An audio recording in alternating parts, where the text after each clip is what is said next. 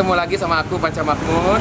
Nah teman-teman, sekarang aku mau datang ke salah satu agensi namanya Win Agency. Nah di situ aku pengen ngobrol sama yang punya agensi, of course sama model-modelnya. Nah pengen tahu apa sih sebenarnya agensi model itu dan ngapain aja sih kerjaannya. Terus ada apa sih sebenarnya di agensi model itu. Nanti kita bisa ngobrol sama yang punya agensi dan sama model-modelnya. Oke, yuk.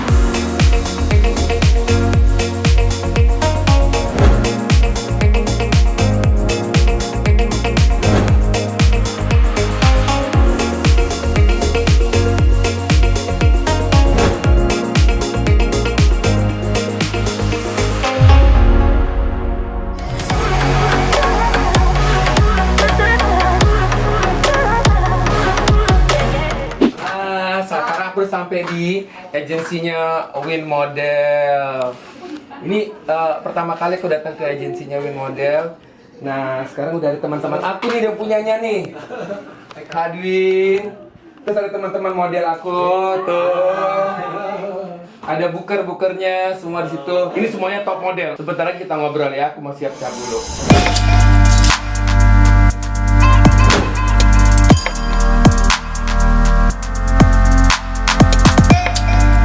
Sekarang aku sudah bersama dengan yang punya agensi namanya Adwin. Halo. Bersama dengan para model-modelnya nih. Hai dulu. Mereka pada takut katanya untuk ngobrol, tapi nggak apa-apa. Yang penting hari ini aku bersama dengan teman-teman para top model mau sharing tentang model agensi dan bagaimana mereka menjadi model sebelumnya.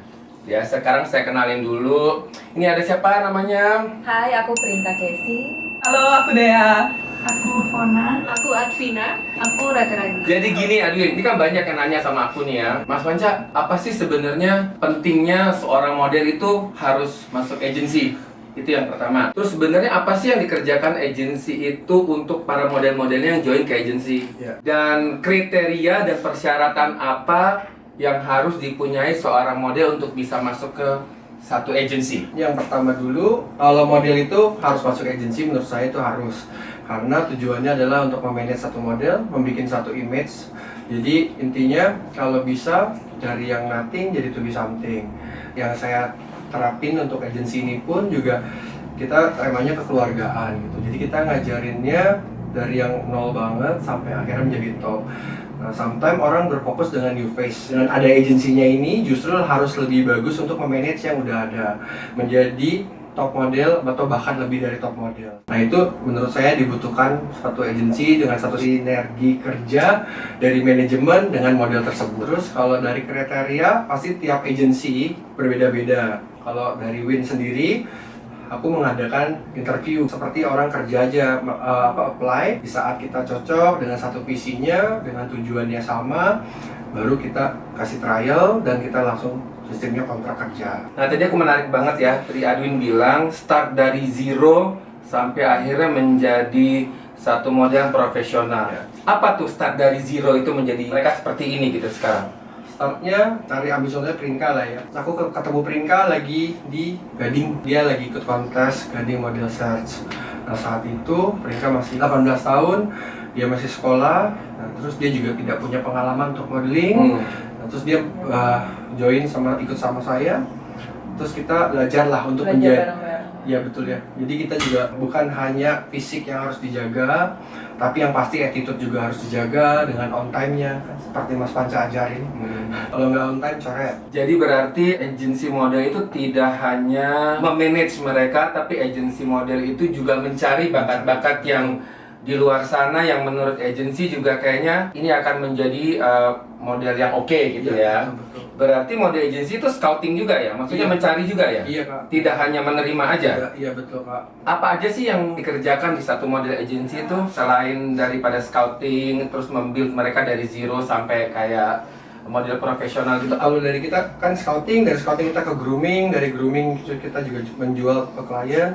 Sebenarnya tugas agensi pun tidak hanya menjual tapi melindungi. Contohnya dari pembayaran atau dari foto. Contoh kita banyak nih jebakan untuk foto lingerie atau segala. Nah itu intinya kita balik ke anaknya, kita lindungin. Jadi sebelum kita terima pekerjaan itu, kita mensortir dan kita discuss dengan modelnya. Terus kita juga melindungi adalah dari pembayarannya. Yeah. Jadi kan itu ada jangka tempo untuk segalanya, itu tugasnya manajemen lah. Kita mengurus model itu juga bukan hanya dianya aja, tapi kita mengurus dengan semuanya. Intinya adalah kalau teman-teman masuk ke model agency itu adalah yang udah paling aman ya. Betul. Jadi kalau misalkan sampai ada apa-apa itu adalah tanggung jawab dari agensi itu sendiri. Ya. Teman-teman di sana yang masih berpikir-pikir pengen masuk agensi model tuh nanya kan kira-kira kontraknya berapa lama sih jadi model di satu agensi. Terus suka pada nanya nih, Ya. berapa banyak sih potongan ininya gitu. Itu biasanya pertanyaan yang paling Ya. banyak ditanya. Itu menurut Adwin gimana? Kalau dari kontrak biasanya kita per 2 tahun. Per 2 Nanti tahun. Per 2 tahun, nanti kita extend lagi per 2 tahun gitu Kak. Nah tapi biasanya kalau ada model baru, kalau dari kita tuh ya tertulis sih, jadi 6 bulan pertama itu kita probation, tapi sudah terhitung dengan 2 tahun gitu. Kalau untuk potongan dari Win sendiri tuh kita untuk majalah aja ada berapa persennya gitu. Terus nanti dari fashion show berapa gitu. Nah itu semuanya sih sebelum memang ada pekerjaannya kan kita diskusi sama mereka. Tapi yang pasti kalau kita punya standarnya sendiri sih Kak gitu. Sekitar 20-25% sih Kak.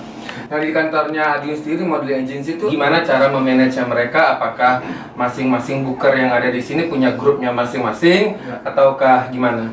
Oh, kalau di sini sistemnya booker semuanya. Jadi dalam arti kata kita ada Mbak Like, ada Ethel, Mbak Ethel, ada Mbak Lita, ada Faisal, sama ada Andre, sama ada Mbak Heni. Mbak Heni baru join.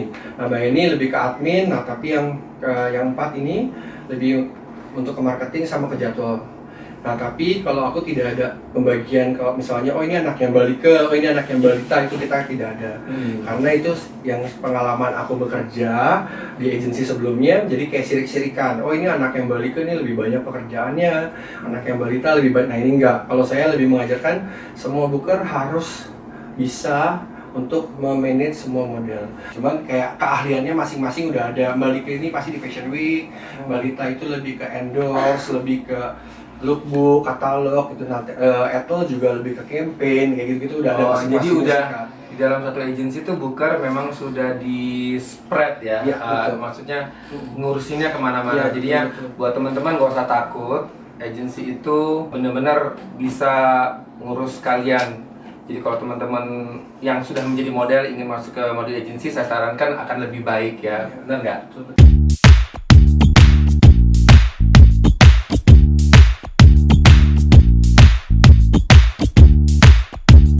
Nah sekarang aku mau tanya nih mau model-modelnya nih. Ini para top model Indonesia yang ada di sini semuanya. Nah berawal dari pertanyaan adalah kenapa dulu milih jadi model? Coba dari peringkat. Sebenarnya awalnya nggak sengaja, cuma kan aku tuh orangnya waktu zaman SMA super pemalu, jadi kayak bungkuk, kayak biasa kalau di sekolah paling tinggi kan jatuhnya jadi kayak bungkukin badan malu gini-gini. Nah itu mamaku iseng masukin lomba Gading Model Search itu aja bener-bener pengalaman pertama sih pakai heels tuh. Tapi udah ngerasa kayaknya ada hasrat mau jadi model? Enggak sama sekali. Nggak ada yang bilang teman apa saudara apa siapa kayaknya kamu jadi model gitu. Diajak teman sih. Diajak teman. Ya. Jadi berarti temennya udah ngelihat kalau kamu sebenarnya bisa jadi model tapi kamu nggak sadar gitu ya. Enggak. Oke. Kalau dia gimana? Kalau aku dulu awalnya ketemu sama, karena aku orang Bandung, jadi aku pertama kali ketemu sama Mas Malik dulu. Dulu itu didaftarin sama tante ikut lomba Sophie Martin itu. Terus Mas Malik ngeliat, kamu tinggi tapi kamu jalannya jelek banget katanya gitu. Tapi waktu itu udah punya perasaan, maksudnya kayak gue pengen jadi model nih, gue bisa nih gitu, ada nggak? Nggak sama sekali ya? Kayak apa sih ini pakai heels, nggak pernah, kayak aduh susah banget. Tapi mau jadi model waktu itu? Enggak juga. Enggak juga ya? Cuma Oke. kayak tante ayo dong tinggi sayang gitu. Terus akhirnya sama Mas Malik kebetulan emang agak galak gitu kan, galak ngajarin. Terus kayak kamu harus bener jalannya, kamu sayang, kalau kamu nggak bener jalannya kamu tuh sayang punya badan tinggi kayak gini. Oh jadi berarti memang udah ada yang ngelihat ya? Iya, Maksudnya udah ada kamu bukan kesadaran diri ya, ada yang ngelihat kalau kamu punya potensi jadi model. Nah kalau Advina nih yang paling senior nih, gimana? Dulu pertama kali Dulu aku kan suka banget baca majalah remaja ya. Terus waktu itu aku ngeliat ada formulir ini, edit model lu tahun 99 ini iya. pasti kapan aja. Ingat aku tahun 99. Nah, aku di situ waktu itu ya. Terus ternyata aku langsung jadi finalis yang Iya. akhirnya ke Bali kan sama Kak Rani, sama Kak Naila. Terus akhirnya dari situ ya udah aku sempat vakum karena harus selesaiin sekolah.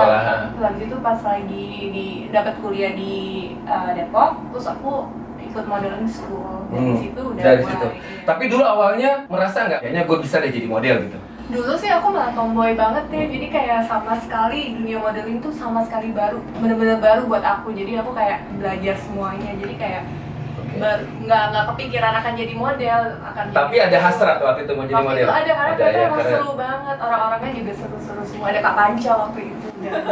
ada tetap gue di mana-mana.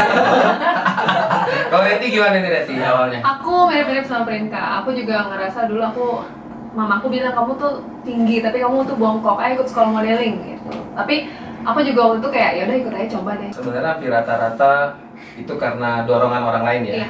Dorongan orang lain karena orang lain tersebut bisa melihat kamu menjadi potensi untuk menjadi model gitu. Nah ini yang paling bontot ini dia Devona gimana dulu? Kenapa kamu pengen jadi model?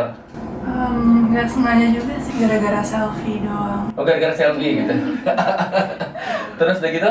Terus ketemuan, terus dimasukin a different agency, and then ya aku waktu itu 16 tahun. 16 tahun. Tapi itu udah hasrat, maksudnya di dalam diri sendiri, kayaknya gue bisa nih jadi model gitu. No, soalnya aku masih gemuk waktu itu. Masih gemuk ya waktu itu. Nah jadi teman-teman tadi itu hampir rata-rata top model di Indonesia ini atau supermodel di Indonesia ini awalnya mereka nggak pernah merasa punya hasrat untuk menjadi model, tapi ada pihak lain yang bisa ngelihat nih potensinya akan oke jadi model dan mereka menyadari setelah mereka sekarang menjadi model.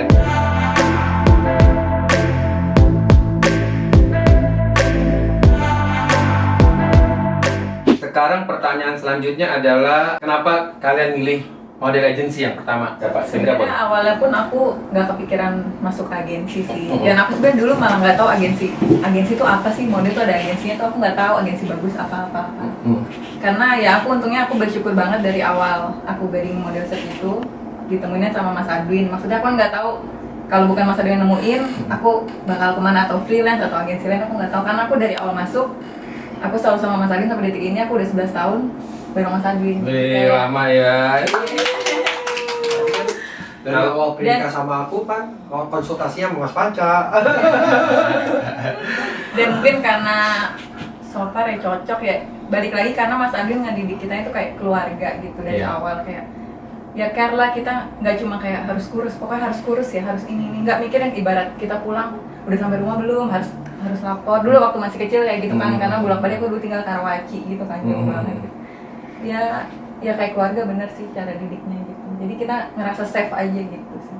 Berarti menurut Prinka penting ya masuk model agensi ya? Kalau sekarang aku bilang penting. Menurut aku setiap model itu terbentuk dari agensinya sih. Bisa dilihat kalau anak Queen tuh pasti sifatnya kayak gini, kira-kira mirip-mirip menurutku sih kayak ya. gitu ya. Karena mungkin cara didik Mas Adwinnya sangat penting, dan kayak dibalik kayak ngurusin klien apa gitu-gitu kan kayak kita kan nggak tahu deal-dealan harga yang bener gimana, gini-gini ya, itu kita serahin ke agensi. Apalagi kalau dulu tuh kita nggak tahu desainer yang bagus tuh siapa sih, gitu. Show yang bagus tuh apa sih gitu. Dan menurutku link dari agensi jauh lebih banyak sih. Ya ibaratnya aku kenal Mas Panca, casting dulu kan Mas Adwin yang bawa. Kalau dia nggak boleh sama jawabannya.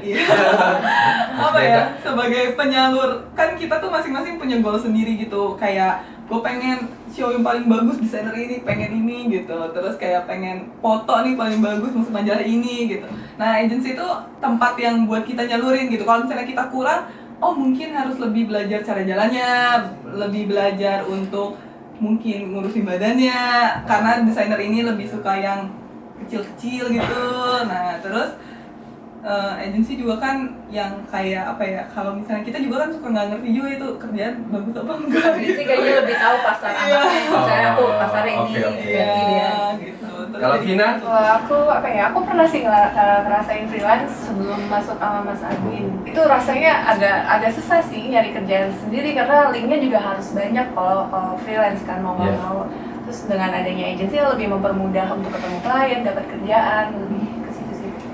Tambah deal-dealan harga juga, sama nagih-nagih ke klien juga. Jadi itu penting ya, Iya. penting ya. Nah jadi teman-teman, model agency itu sangat penting buat para model untuk bisa berkarir lebih lanjut yang akan menjadi top model. Semua berawal dari agency. Jadi agency itu bukan hanya ngurusin soal jadwal atau kontrak atau yang lain-lainnya, tapi mereka dibuild oleh agency supaya menjadi model yang profesional dan menjadi top model.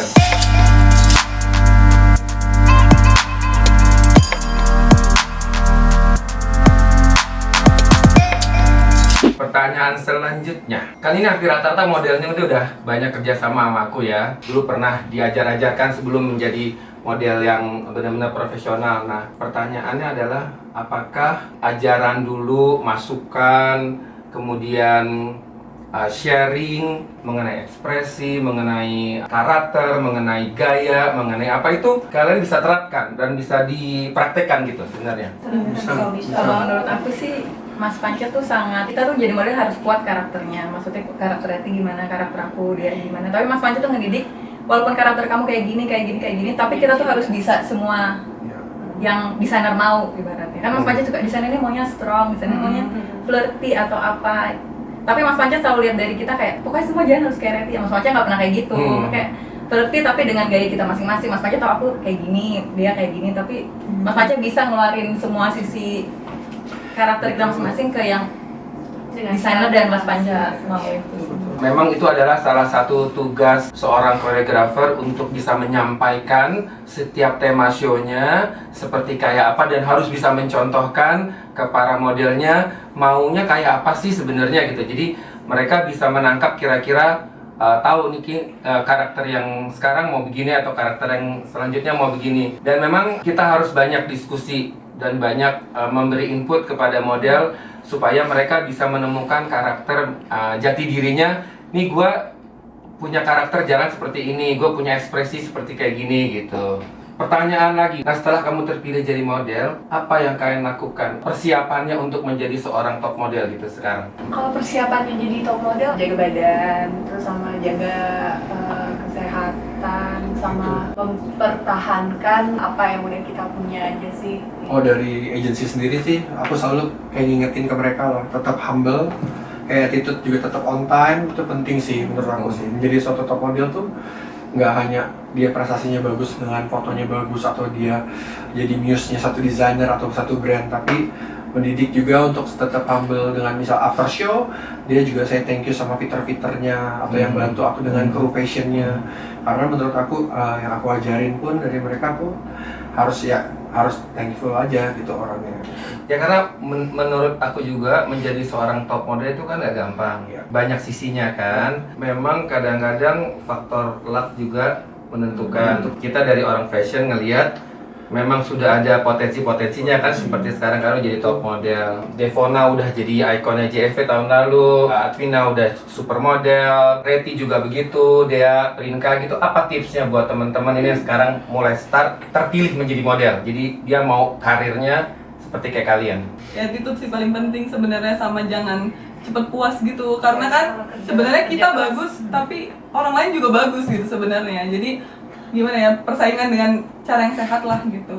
Maksudnya kan dulu tuh aku inget banget ada orang yang pernah bilang di permodelan tuh nggak bisa cari temen gitu. Buktinya aku nemuin teman-teman aku di modeling gitu. Maksudnya nggak semua hal buruk tentang modeling gitu, kayak kita bisa persaingan dengan sehat, kita bisa Tapi masih bisa temenan gitu. Tapi menurutku sih balik lagi, pertama tuh kita diri sendiri harus ada passionnya sih mau jadi model itu. Iya.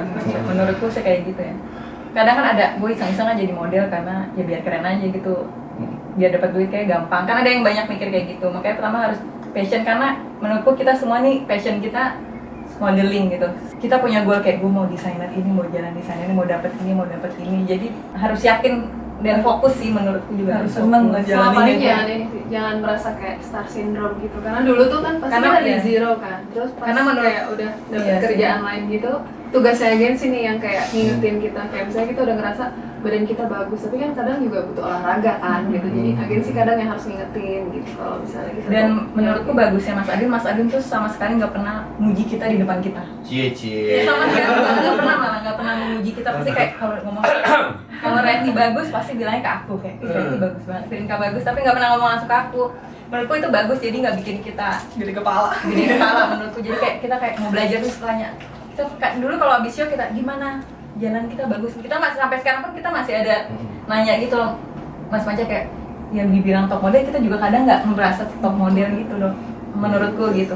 Dan menurutku kalau dibilang top model itu kita nggak bisa mikir diri gue top model itu kayak nggak bisa sih. Menurutku yang memberi predikat itu ya kayak orang panca, desainer, Asosiasi, majalah, iya kan. agensi itu kan mereka karena mungkin balik lagi karena itu kita bagus, kerja kita nggak ngeluh, maksudnya kayak kerja 12 jam kita kayak senyum terus aja, maksudnya kayak balik lagi ke kalian juga sih yang menentukan kita top model. Nah ini teman-teman kan pasti punya pengalaman ya yang ditolak juga ya, baik itu audisi apa buat catwalk atau audisi buat majalah atau buat apalah gitu, pernah ya? Gimana cara menghandle-nya? Ya pasti sedih sih awalnya, Iya. tapi ya balik lagi ke kita evaluasi diri kita sendiri, apakah Introspeksi. emang mungkin kita nggak masuk ke karakter itu, ataukah mungkin waktu itu kita lagi gendut, ataukah mungkin kita emang lagi nggak bagus pas lagi audisi. Kadang orang juga mikirnya kita kayak udah lama tapi pasti Prinka nggak mungkin nggak diterima gitu. Padahal di detik ininya sekarang kita juga masih suka audisi, ditolak gitu. Kita masih audisi. Nah ini juga aku mau tanya sama mereka nih ya.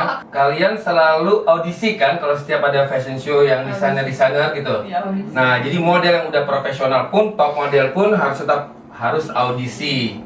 Jadinya kenapa mereka harus audisi? Banyak faktornya. Kadang-kadang desainer sama saya pengen ngelihat mereka apakah mereka cocok di show tema yang sekarang ini. Dan hampir rata-rata kalau audisi itu mereka harus dipakein baju. Jadi mereka kira-kira cocok dapat baju yang mana gitu ya dengan kondisi mereka yang sekarang ada gitu. Ada nggak sih kendala-kendalanya kalau misalkan kalian ikut dalam satu fashion show gitu pas kita lagi fitting atau kita lagi GR, apa sih kendalanya yang paling utama sebenarnya? Yang paling utama paling sering banget sepatu. Jadi semua yang aku interview ngomong kendalanya adalah sepatu. Kalau nggak baju kepanjangan. Sekarang aku mau tanya, kalau misalkan kalian dapat sepatu, kendalanya sakit atau terlalu tinggi, terus kalian handle gimana tuh? Ya udah jalanin aja. Bisa emangnya? Ya harus bisa, karena udah dikasih kan Kita pasti udah Kan fitting sebelumnya ada jalan. GR juga, ada GR kan nyoba kayak berkali-kali gitu kalau sepatu, jadi udah mulai agak terbiasa gitu. Nah aku juga inget dulu ya, Reti pertama kali mulai start ikut show-nya pertama sama aku ya. Waktu itu kan, waktu itu aku ingat banget kamu pakai sepatunya tingginya kayak 17 cm deh. Iya. Langsung ya, Iya, 17 cm. Mas Priyo. Terus kamu coba bolak-balik, kalau nggak salah kamu jatuh ya? Jatuh kan? Jadi teman-teman asal tahu aja ya, para top model ini juga merasakan pernah jatuh. Tapi karena show must go on, jadi kalian terbangun dan jalan. Gitu. Jadi kendalanya besok kalau setiap show tuh adalah sebenarnya sepatu ya rata-rata ya. Paling utama. Tapi ya aku suka ngeliat juga sih, mereka kadang-kadang nggak nyaman sama sepatunya, tapi ekspresi di luar harus tetap oke gitu kan. Terserah deh, udah sepatu nggak enak, baju kepanjangan, baju sempit, jalannya susah gitu. Tapi memang keprofesionalan model itu di situ dilihat ya. Aku juga punya pertanyaan ini sama Advina, Reti, sama Lia juga. Kamu kan mulai start pada waktu itu menjadi model dengan look yang berbeda ya. Look kamu tuh kan lebih kayak Indonesia. Sementara waktu kamu mulai start itu look Indo sama look yang putih-putih ya lebih booming ya. Waktu itu cara kamu gimana untuk bisa menjadi diterima oleh orang-orang fashion dengan look Indonesia ini? Aku juga kayak ngerasa wah yang lain ini cantik-cantik banget ya, kulitnya putih. Terus aku merasa agak minder sih waktu itu, tapi ya balik lagi aku jadi ya udah pede aja karena yang kulit gelap kan sedikit kan waktu itu, jadi dan aku lumayan sering show, jadi aku ya udah aku jadi percaya diri karena itu. Kalau Reti? Aku juga sih makin banyak yang kulitnya putih, aku makin senang kalau aku beda sendiri waktu itu. Kayak berarti gue keterima kerjaan ini tuh happy banget karena gue beda ya gitu. Lebih senang. Ya. Iya sih, sama juga sih. Kalau misalnya yang lain kan mungkin cantik itu biasa, kalau unik itu luar biasa. Mungkin kalau Prinka sama Devona lebih gampang ya, karena kamu ada ada keturunan Indonya, jadinya memang looknya kalian tidak terlalu susah untuk bisa masuk di dunia fashion. Memang seorang model itu untuk era sekarang mungkin udah start dari dulu. Ini menurut saya adalah tidak harus cantik, tapi mempunyai uniqueness sendiri, mempunyai karakternya sendiri. Kalau memang dia sudah terpilih sebagai model, jadi apapun looknya itu mereka benar-benar udah terpilih sebagai model oleh para insan fashion, benar nggak? Ya, tinggal nanti karakter tinggal diasah. Dan cantik itulah sebenarnya bonus. Misalkan teman-teman lihat di model search, kenapa kita memilih dari segala macam look. Kadang-kadang kalau mereka suka mikir, kok dia kayaknya nggak cantik, kok bisa jadi model? Ada kan kurang ini, kayaknya nggak bisa jadi model. Tapi itu adalah mata kita yang ngelihat bahwa akan menjadi model profesional dan mungkin juga akan menjadi top model in the future gitu. Oke teman-teman, terima kasih perbincangannya hari ini. Nah teman-teman, itu perbincangan aku bersama dengan teman-teman top model aku dan juga Adwin yang punya agensi Win. Semoga sharing tadi akan bisa menjadi inspirasi bagi teman-teman yang ingin menjadi model atau yang sudah mulai start jadi model. Jadi tipsnya bisa kalian terapkan. Terus udah gitu bagi teman-teman juga yang ingin menjadi seperti saya, seorang koreografer, bisa juga mendapatkan inspirasi atau informasi dari YouTube channel saya. Nah sekarang jangan lupa Like and subscribe. di YouTube channel siapa? Lancar Makmun. Yeay!